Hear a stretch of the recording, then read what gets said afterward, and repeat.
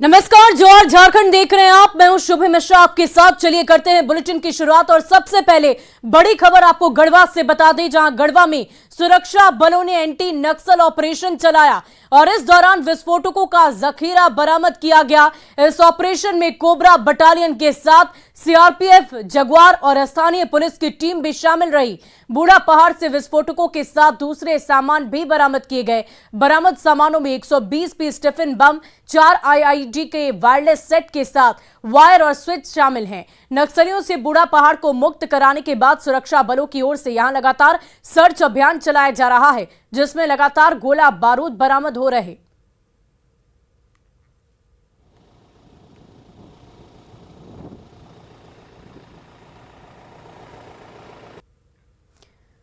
वहीं सरायकेला की चांडिल अनुमंडल क्षेत्र में हाथियों की दहशत लगातार देखने को मिल रही है। पिछले 4-5 दिनों से एक हाथी नीमडी प्रखंड के गांव में खेत में लगी धान की फसल को रौंदता जा रहा है, खाता जा रहा है, साथ ही फसल को रौंदकर बर्बाद भी कर रहा। हाथी के भय से लोग अपने घरों में दुबके हुए हैं, निकलने से डर रहे। लोगों का आरोप है कि हाथी इलाके में आतंक मचा रहा है, लेकिन वन विभाग बिल्कुल मौन है। वहीं कल्याण मंत्री चंपाई सोरेन ने कहा कि वन विभाग को वन समिति के सदस्यों के जरिए हाथियों से बचाव का प्रशिक्षण देना चाहिए, ताकि नुकसान कम से कम हो सके।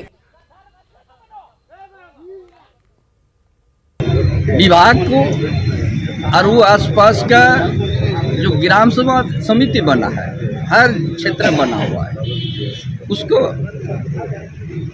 शिक्षा देना है और उन लोग क्या चीज़ से कैसे करके उन लोग को वहाँ से जंगल तक और ले जाना पड़ता है, वो सारा व्यवस्था होना चाहिए उस इलाका में।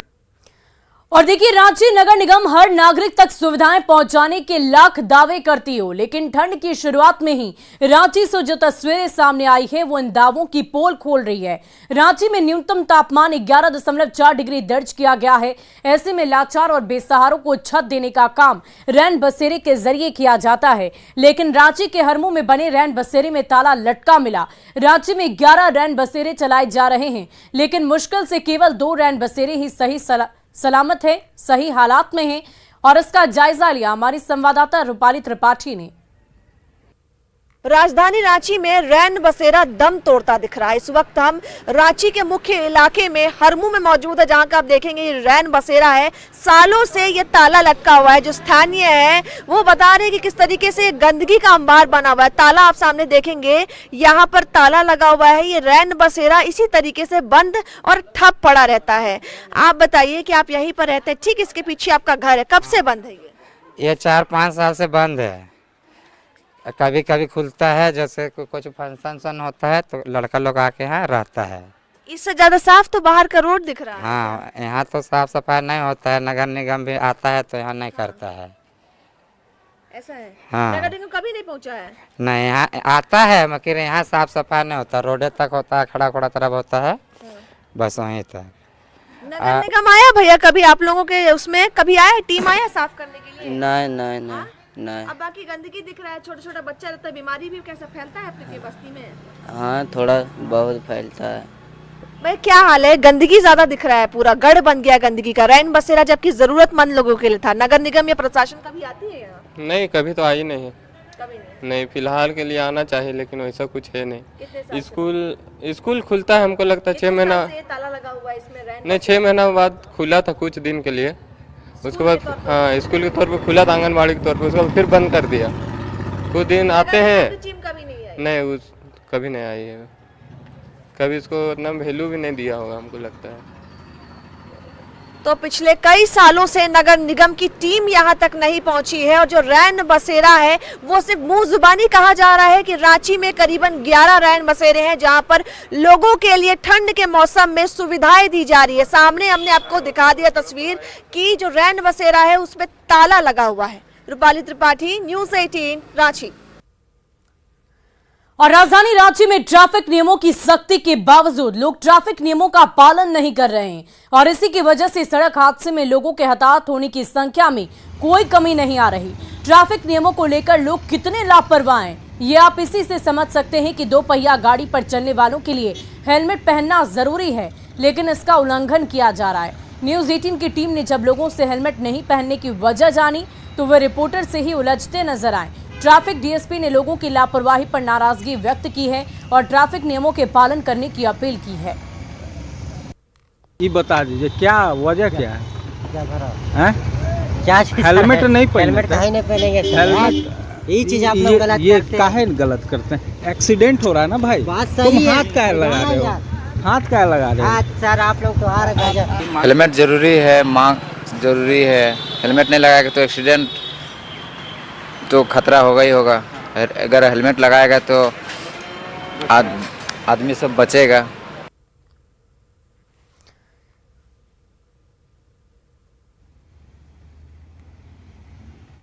और धनबाद के बागमारा में बीसीसीएल ब्लॉक 2 क्षेत्र के बेनेडी केसीसी मेन साइडिंग में कोयला चोरों और सीआईएसएफ में मुठभेड़ हुई। इसमें कोयला चोरों ने सुरक्षा बलों पर पथराव किया, जिसमें जवाबी कार्रवाई के दौरान 6 कोयला चोरों को जवानों ने गोली मार दी और इस दौरान मौके पर ही 4 कोयला चोरों की मौत हो गई। वहीं 2 की हालत नाजुक बताई जा रही है, जिसे इलाज के लिए रांची रेफर कर दिया गया है। मौके से कार्रवाई करते हुए सीआईएसएफ ने दर्जनों बाइक को जब्त कर लिया है।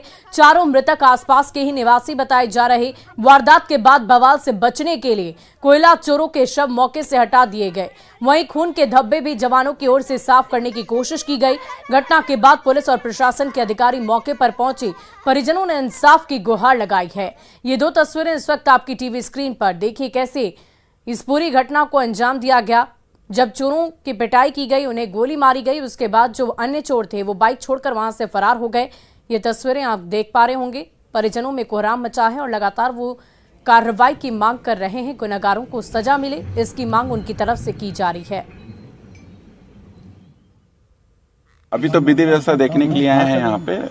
कुछ घटना घटित हुई है, पूरा विस्तृत जानकारी आपको थोड़ी देर में बता दी सर। जाएगी। 4 मौत बताई जा रही है सीआईएसएफ के गोली से। अभी पूरा कंफर्म नहीं हुआ है, पूरा नाम सहित आप लोग को बता दिया जाएगा। इंजोर्ड कितने हैं सर? 2 लोग का इंजोर्ड होने का है और बाकी हॉस्पिटल में है। अभी पूरे नाम के साथ में एक संख्या सभी चीज बता दी जाएगी। वो देख रहे हैं हम लोग, उसको आ जाने दीजिए। क्या रिपोर्ट दिए हैं उन लोग, हम लोग स्थानीय पुलिस स्तर से भी परिजन से बातचीत सर अभी नहीं हुई, अब हम लोग कर रहे हैं। अभी जस्ट आए ही हैं हम।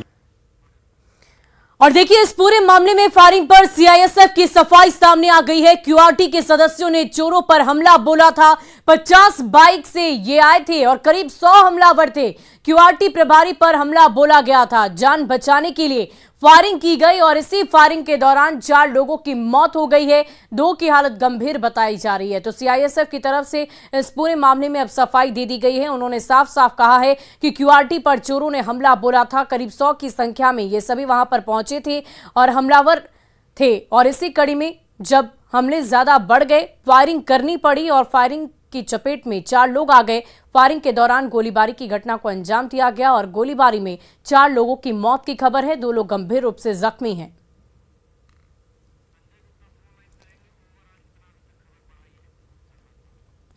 और इस पूरी खबर की अधिक जानकारी के साथ हमारे संवाददाता संजय गुप्ता हमारे साथ फोन लाइन पर जुड़ चुके हैं। संजय, अब सीआईएसएफ की तरफ से सफाई दे दी गई है कि आखिर क्यों फायरिंग की गई, इस पूरी बात में कितनी सच्चाई है? क्या वाकई इस तरह की घटना घटी थी? चोर वहां पर कितनी संख्या में पहुंचे थे, क्योंकि बाइक भी वहां पर मौजूद है? सबसे बड़ी बात है, कल की घटना को लेकर यहाँ पर डीआईजी जो है सीआईएसएफ भी मौके पर विनय काजला पहुंचे थे और उन्होंने भी बयान यही दिया है कि उनके क्यूआरटी टीम में है जो कोयला चोर उन पर हमला किए थे और बचाव को लेकर जो सीआईएसएफ की बल है वो कोयला चोरों पर इस तरह की फायरिंग की। लेकिन सबसे बड़ा सवाल है कि अगर वो बचाव कार्य में अगर इस तरह की फायरिंग कर रही थी तो जिस तरीके से कोयला चोरों को सर पर गोली मारी गई है और सीने में गोली लगी है तो कहीं ना कहीं एक संदेह पैदा कर रहा है। ये भी हो सकता है क्योंकि बराबर यहाँ पर वो मोटरसाइकिल से यहाँ कोयला लेने आते थे और कल किस कारण से ये कार्रवाई सीआईएसएफ ने की है ये एक बड़ा सवाल है। लेकिन हर बात के जो भी सवाल सीआईएसएफ के डीआईजी से किया है तो उन्होंने साफ तौर पर कहा है कि जांच होगी और जांच में अगर कोई दोषी पाए जाते हैं तो उन पर कार्रवाई जरूर होगी। उन्होंने एक अब बात की और जिक्र किया कि कुछ दिन 1 महीने पहले आशा कोठी में सीआईएसएफ बलों पर एक कोयला चोरों के द्वारा पत्थरबाजी और लाठीचार्ज किया गया था, उस घटना का भी इस मामले में जिक्र किया है। तो हो सकता है कि सीआईएसएफ को उस घटना का रोष था और वही रोष कल की इस घटना में दिख गई है और सीआईएसएफ की जो कार्रवाई है उसी घटना का एक कहा जाए तो रिएक्शन के बाद अति रिएक्शन। संजय, जो 2 लोग गंभीर रूप से इस वक्त जख्मी हैं, क्या उनकी तरफ से कोई बयान आया है? क्या उनकी हालत में कोई सुधार सुधार हुआ है? जो जानकारी अभी तक मिली है कि 2 लोग जो जख्मी हुए हैं, गंभीर रूप से घायल हैं, उनको रांची और दुर्गापुर के अस्पताल रेफर किया गया है। लेकिन फिलहाल जो है उनके परिजन सामने नहीं आए हैं। लेकिन जो मृतक के जो ग्रामीण चोर थे, उनके परिजन सामने आए हैं और वो बार बार कह रहे हैं कि उन्हें न्याय चाहिए। और आखिर सीआईएसएफ ने इस तरह की कार्रवाई क्यों आखिर अगर गोली ही मारनी थी तो पैर में मार देते, लेकिन इस तरीके से जान ली है, तो वो न्याय की मांग पुलिस से करे। और अब सारा कुछ जो है तो वरीय पदाधिकारियों के पास चला गया है कि जांच में आखिर अगर सीआईएसएफ दोषी पाए जाते हैं तो उन पर कार्रवाई होगी। फिलहाल पुलिस भी अपने तरफ से कार्रवाई कर रही है और हो सकता है कि जो ड्यूटी में तैनात सीआईएसएफ जवान थे उन पर अगर लिखित कोई आवेदन देता है तो उन पर मामला दर्ज होगा। हालांकि ये मामला अब काफी हाईलाइटेड हो चुका है। डीआईजी सीआईएसएफ भी यहाँ पहुंचे थे। अब कुछ देर में पता चल रहा है कि एसएसपी भी यहाँ आएंगे और लगातार यहाँ पर मुख्यालय के एसडीपीओ और एसडीएम यहाँ पर कैंप किए हुए हैं। और जो यहाँ पर सुरक्षा के मद्देनजर देखा जाए। बहुत बहुत शुक्रिया संजय हमारे साथ जुड़ने के लिए। इस पूरी खबर पर आप नजर बनाए रखें। और गढ़वा में आदिम जनजाति के इलाके कल्याणपुर के धंगरडीहा गांव में डीसी के नेतृत्व में जिले के अधिकारी पहुंचे। रात में अचानक गाड़ियों का काफिला देखकर लोग चौंक गए। वहीं जब डीसी को गाड़ी से निकलकर अपने बीच पाया तो सारी बात उनकी समझ में आ गई। दरअसल गांव में कितना विकास हुआ है इसका जायजा लेने के लिए डीसी गांव में पहुंचे थे। उन्होंने विकास की हकीकत देखी। डीसी की ओर से लोगों के बीच कंबल का वितरण भी किया गया। साथ ही सरकार की योजनाओं का लाभ भी जल्द ही पहुंचाने का भरोसा दिया गया है। मिला था सर, एक्चुअल में वहाँ पे जो समाहरणालय बन रहा है, लेकिन फिर लोग वहाँ पे रहे नहीं। हर दूरा का ये ताड़ी सूती नहीं है, देखो बेटा यही सूती ना। घर और घर नहीं खे, कहाँ रहते हैं आप लोग? यही रही ना सब दिन रही नहीं है। क्या आप लोग का घर नहीं था पहले से? नहीं खे, पहले से नहीं खे बेटा। और अगले 1 सप्ताह से 10 दिन में सारे 100% लोगों का आधार हो, चाहे राशन कार्ड हो, चाहे बच्चों को स्कूल भेजने की बात हो, चाहे इन लोगों को जमीन आवंटन के संबंधी जो कार्रवाई करनी है वो कार्रवाई हो, ये सारी प्रक्रिया। साथ ही हमने कहा है कि यहाँ के कुछ लोग जो बकरी पालन करना चाहते हैं या फिर सुअर पालन करना चाहते हैं तो उनको हम लोग जो सरकार की योजना है उसके तहत आच्छादित करेंगे। और हम लोगों का ये प्रयास रहेगा कि इनका जो जीवन मान है उसको सरकार के विभिन्न योजनाओं के साथ जोड़ के उनके जीवन मान में सुधार। और रांची के एजी ऑफिस कैंपस में ऑडिट रन का आयोजन किया गया और इस मौके पर झारखंड की athlete golden girl Asha Kiran Barla और उसके कोच आशु भाटिया मुख्य अतिथि रहे। इस कार्यक्रम में गोल्डन गर्ल आशा किरण बारला ने दौड़ते हुए ऑडिट रन में एंट्री ली। 5 किलोमीटर की दौड़ ऑफिस कैंपस से शुरू होकर एजी मोड़, राजेंद्र चौक होते हुए त्रिमूर्ति चौक पर खत्म हुई। आपको बता दें कि आशा किरण बाला ने हाल ही में आयोजित एशियन यूथ एथलेटिक्स चैंपियनशिप में गोल्ड जीता था। आगे बढ़ा के गाड़ी उस तरफ से किनारे करवाइए। और चलिए अब बढ़ते हैं अगली खबर की ओर। गोड्डा के सुंदर पहाड़ी ब्लॉक में बुनियादी सुविधाओं की कमी है, लेकिन यहां के बच्चे संसाधनों के अभाव के बाद भी अपने लिए खेल के क्षेत्र में सुनहरे भविष्य की तलाश कर रहे हैं। प्रखंड मुख्यालय से करीब 12 किलोमीटर दूर बसे सिंदरी गांव में बच्चे जब गाय चराने जाते हैं तो खाली समय का सदुपयोग फुटबॉल खेल कर करते हैं। इस दौरान उनके पांव में जूते भी नहीं होते और अगर कबाड़ से मिले जूते होते भी हैं तो केवल एक पांव में, जिससे वो किक मारते हैं। अगर इन बच्चों तक सही तरीके से सहायता पहुंचाई जाए तो आने वाले दिनों में खेल का भविष्य उज्जवल दिखता है। और अधिक जानकारी दे रहे हैं हमारे गोड्डा संवाददाता गौरव झा। सर्द हवाएं, खिली सी धूप और खुला सा मैदान। खुले से मैदान में ये छोटे छोटे बच्चे और उनके हाथ में ये फुटबॉल, ये बताने के लिए काफी है कि बच्चे किस तरीके से प्रयास कर रहे हैं, लेकिन किस कमी में प्रयास कर रहे हैं उन तस्वीरों को आज हम आपको दिखाने आए हैं। दरअसल जब ग्रामीण क्षेत्रों में आप निकलेंगे और झारखंड के क्षेत्रों में निकलेंगे तो सबसे प्रसिद्ध खेलों में से एक फुटबॉल माना जाता है और आदिवासी बच्चे जो हैं बढ़ चढ़ कर इसमें हिस्सा लेते हैं। और ये वो छोटे छोटे आदिवासी बच्चे हैं जो आप जानकर हैरान हो जाएंगे कि ये छोटे बच्चे फुटबॉल खेलने से पहले अपने गौ को, मतलब गाय को लेकर मैदान में आए हैं। उनकी गायें उधर चल रही हैं और बच्चे फुटबॉल से प्रैक्टिस करते हैं। फुटबॉल से प्रैक्टिस करने के दौरान जब हम यहाँ रुके तो हमने देखा कि संसाधनों की क्या कमी इन बच्चों के साथ में है। आप देखिए कि जो छोटे छोटे बच्चे हैं उनमें से एक बच्चे ने जूता पहन रखा है और सिर्फ एक ही पैर में जूता पहना है क्योंकि उसी पैर से उस फुटबॉल को मारा जाएगा। यानी इस बच्चे के पास जूता भी नहीं है कि ये पहन कर आए और फुटबॉल खेल सके। ये तमाम वो छोटे छोटे बच्चे हैं जो भविष्य में झारखंड का और राज्य का, देश का प्रतिनिधित्व करेंगे, लेकिन उन बच्चों बच्चों की हालिया स्थिति अभी क्या है, इस मैदान में ये बच्चे कितने जद्दोजहद के बाद खेल पाते हैं, इस पर हम इन बच्चों से भी जानेंगे और आपको भी बताएंगे कि ये बच्चे आखिर किन स्थितियों से गुजरते हैं। ये गुलेल भी है इसके पास। देखिए, हमने आपको कहा कि गाय जो चल रही है खेतों में, उसे कोई चिड़िया तंग अगर करे तो इसी गुलेल के माध्यम से उस चिड़िया को ये निशाना साध कर मारते हैं। फुटबॉल खेलते हो तुम? हाँ। कहाँ से सीखे थे फुटबॉल खेलना? कहाँ देखते थे? घड़ियाल में। घड़ियाल में देख के फिर आए। तो तुम लोगों के पास जूता वगैरह नहीं है? नहीं है। तो चाहते नहीं हो कि कभी कहीं से मिले जूता? खेलोगे कैसे? ऐसे तो पैर में चोट भी लग सकता है। लगता है चोट कभी? हाँ। फिर ठीक कर लेते हो। स्थिति ये है कि बच्चे के पैर में सिर्फ एक जूता है और जरूरत है, जब सरकारें ये दम भरती है कि खेल की दिशा में राज्य सरकार बहुत सारी काम कर रही है, तो वो बहुत सारा काम कौन सा है ये भी जानना जरूरी है। जब फुटबॉल के लिए मुख्यमंत्री आमंत्रण फुटबॉल कराया जाता है, ग्रामीण क्षेत्रों से खिलाड़ियों को ले जाया जाता है, तो उस समय ये ध्यान देने की जरूरत है तो जो ग्रामीण खिलाड़ी हैं उन्हें किस तरीके से संसाधन मिलेगी और उन संसाधन के माध्यम से कैसे ये अपना नाम राज्य नहीं बल्कि देश स्तर पर अपना नाम करेंगे। गौरव झा, न्यूज़ 18, गोड्डा।